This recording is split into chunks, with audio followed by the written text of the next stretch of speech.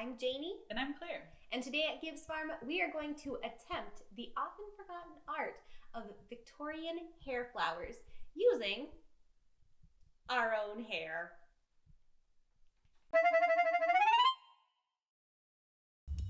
Hair jewelry or hair art, like Janie and Clare making today, became very popular in the Victorian era, and that was due to the popularity of Queen Victoria. So hair jewelry is definitely something that happened at other times in the past, but she popularized it when her husband Prince Albert died. She took some of his hair and made a small memento out of it that she carried or wore on her person for the rest of her life, and people really liked the idea of this. So it wasn't always easy to get your photograph taken at that time. May have been too expensive, there may not have been a photographer in your area, but people really liked the idea of having something to remember family by or loved ones by, because people were moving all the time. Unfortunately, people would die young sometimes, and so having this little keepsake that had some of their hair was really important. And there were different kinds. There were jewelries, the flowers that Janie and Clare are making, and those could be made into really large wreaths. We have one of those in the Gibbs farmhouse. And then I also have a piece of jewelry here. It looks like it's a necklace, but we actually think this might have been more of a watch chain, and the hair is actually sewn. This may have been done professionally a little bit later in the 1800s or maybe even early 1900s, but it was just really popular. It might seem a little unappealing or a little gross to some people, but we really have to put ourselves in that time period to think of how they would have thought of it. And I always like to say, if you look at a Victorian hair wreath that had hair probably from a whole family in it, you may be thinking of those family members, just like when you look at a family photo today.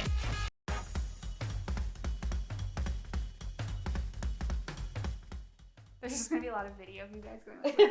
I know. All of a sudden when I have to choose which hairs to cut, I'm like, oh.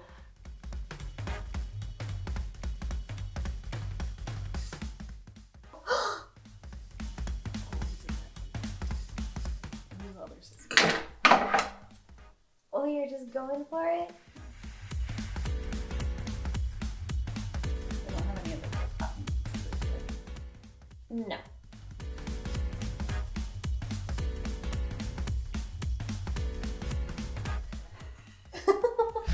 Whoa. Oh, so cute. Okay, so I'm about it, right? Yeah.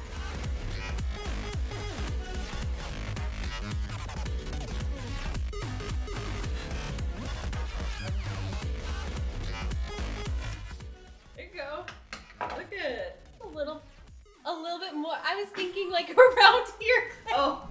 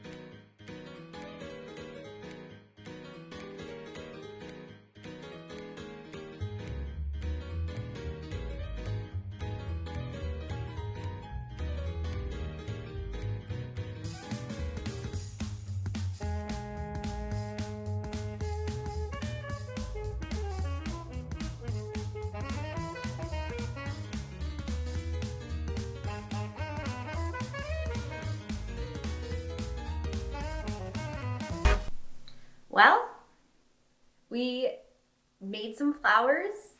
How do you feel that went? It was fun.